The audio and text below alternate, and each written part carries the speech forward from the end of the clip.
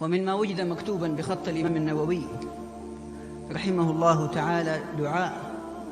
ينقله عن شيخه تقي الدين أبو محمد بن إبراهيم ابن أبي اليسر، يقول فيه: إلهي إن حسناتي لا تنفعك وسيئاتي لا تضرك، وأنت الغني عني وأنا الفقير إليك، والفقر إليك موجب الغنى بك، إذ في تأميلك بلوغ المأمول وفي قصدك نيل السول، فتقبل مني ما لا ينفعك واغفر لي ما لا يضرك، وارحم فاقتي وفقري وضعفي وعجزي، فإني أستحي أن أسألك الجنة بحسناتي وأنا لا أرضاها، وأنت أولى بالمغفرة بحبك العفو عن سيئات أخشاها، فالسيئات مني موجبة لعفوك عني.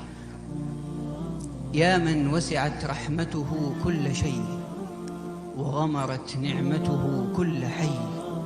لقد ربح عبد في معاملته لمن يقول كل يعمل على شاكلته، فشاكلتي ما تعلم وشاكلتك أن تعفو وترحم. يا من ستر القبيح وأظهر الجميل، أنت حسبي ونعم الوكيل. وصلى الله على سيدنا محمد وعلى آله والحمد لله.